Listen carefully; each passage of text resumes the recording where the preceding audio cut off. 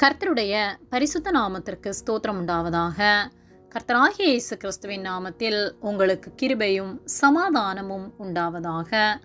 இந்த நாளுக்குரிய தியானத்திற்கான தேவ வார்த்தை அப்போஸ்தலர் அதிகாரம் 18 வசனம் 10. நான் உன்னுடனே கூட இருக்கிறேன், உனக்கு தீங்கு செய்யும்படி ஒருவனும் உன்மேல் கை போடுவதில்லை.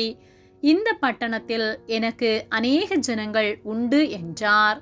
பிரியமானவர்களே, கர்த்தருடைய பிள்ளைகளாகிய நாம் இந்த உலகத்தில் எந்த ஒரு மனிதனை குறித்தும் எண்ணியும் நாம் பயந்து நடுங்காமல், கர்த்தர் என் பட்சத்தில் இருக்கிறார், மனுஷன் எனக்கு என்ன செய்வான் என்று சொல்லி தைரியம் உள்ளவர்களாய் நம்முடைய நீதியின் வழியில் முன்னோக்கி செல்ல வேண்டும்.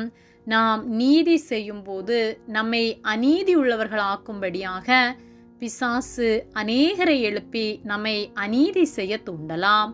அநேகர் நம்முடைய நீதி உள்ள வாழ்க்கையை கெடுக்கும்படியாக கிரியை செய்யலாம். ஆனால் அதை பார்த்து பயந்து போய் அவர்களுடைய வார்த்தைக்கு இணங்காமல் கர்த்தருடைய வார்த்தை என்ன சொல்லுகிறதோ அதன்படி நாம் நீதி உள்ளவர்களாய் இருக்க வேண்டும். நாம் நீதி செய்து கர்த்தர் விரும்புகிற வாழ்க்கை நாம் வாழ்வோமானால் எந்த மனிதனும் நமக்கு தீங்கு செய்யாதபடிக்கு கர்த்தர் நம்மோடு இருந்து நம்மை காத்து கொள்வார். அப்போஸ்தலர் 18:10 நான் உன்னுடனே கூட இருக்கிறேன், உனக்கு தீங்கு செய்யும்படி ஒருவனும் உன்மேல் கை போடுவதில்லை.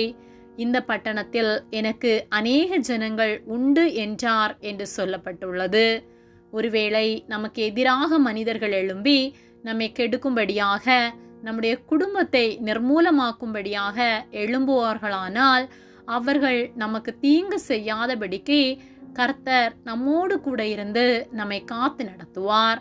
ஆகவே எதை குறித்தும் கலங்காதிருப்போம். மனுஷனுக்கு பயப்படுகிற பயம் கண்ணியை வருவிக்கும் என்று வேத வார்த்தை சொல்லுகிறது.